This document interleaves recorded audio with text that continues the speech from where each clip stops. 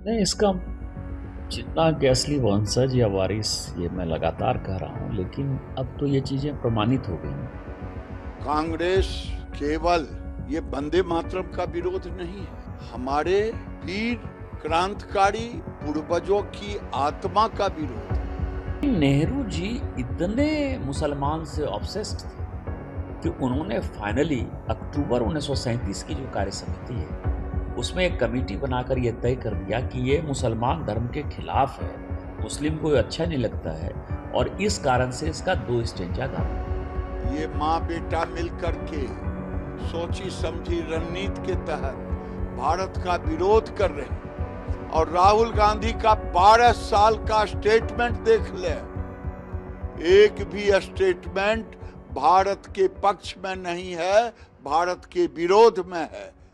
कांग्रेस केवल ये वंदे मातरम का विरोध नहीं है, हमारे वीर क्रांतिकारी पूर्वजों की आत्मा का विरोध है। इसमें छुपा हुआ भारत की संस्कृति, भारत का कानून, और 1937 का हवाला नहीं दें, बात खुलेगी तो बहुत दूर तक जाएगी। 1937 में क्यों हुआ था? वही हुआ था जो अभी मुस्लिम लीग कांग्रेस बन गया है। अभी तो मुस्लिम लीग कांग्रेस बन गया है, मुस्लिम लीग के दबाव में ये बात हो रही है। आखिर हो क्यों नहीं? ये कांग्रेस गांधी जी का कांग्रेस नहीं है, ये सोनिया गांधी जी और राहुल गांधी जी का कांग्रेस है। ये सोनिया गांधी लाख कुछ भी कह ले देश के लोगों के सामने, लेकिन जो सोनिया गांधी 15 साल तक शादी के बाद भारत की नागरिकता नहीं ली हो, उस सोनिया गांधी को भारत से क्या लगाव होगा?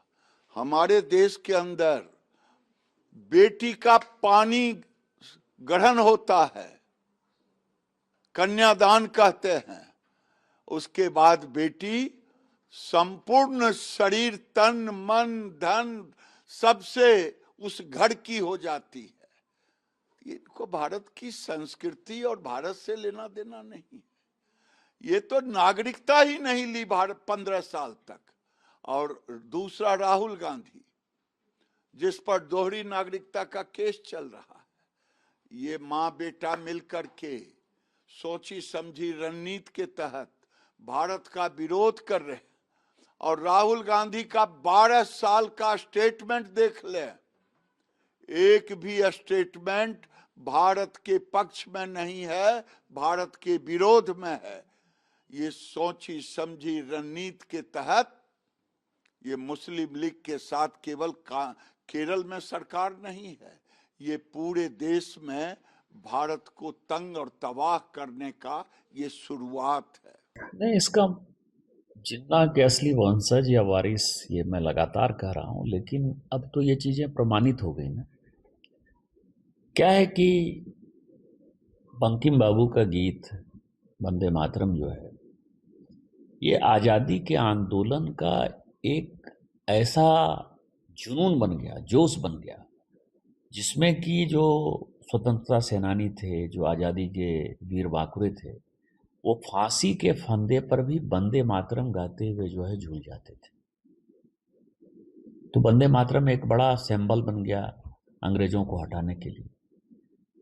जब इस आंदोलन ने जोर पकड़ा तो 1937 में कई एक जगह ऐसा हुआ कि कांग्रेस और मुस्लिम लीग मिलकर सरकार बनाना चाहते थे, या कांग्रेस को 1937 का जो संविध सरकार की एक जगह बनी, उस चुनाव में एक दिखाई दिया कि मुस्लिम लीग जो है प्रभावी है और मुस्लिम लीग के साथ या मुसलमानों के साथ अपना एक समझौता होना चाहिए।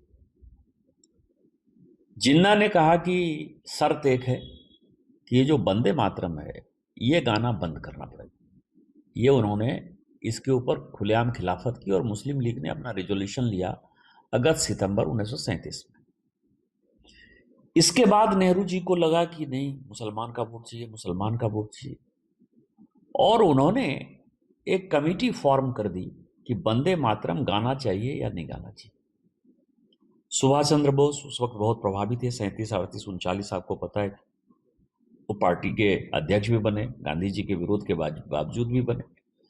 उन्होंने इसका खुलेआम विरोध किया, लेकिन नेहरू जी इतने मुसलमान से ऑब्सेस्ड थे कि उन्होंने फाइनली अक्टूबर 1937 की जो कार्य समिति है उसमें एक कमेटी बनाकर यह तय कर दिया कि ये मुसलमान धर्म के खिलाफ है, मुस्लिम को अच्छा नहीं लगता है, और इस कारण से इसका 2 स्टेंजा गाना है।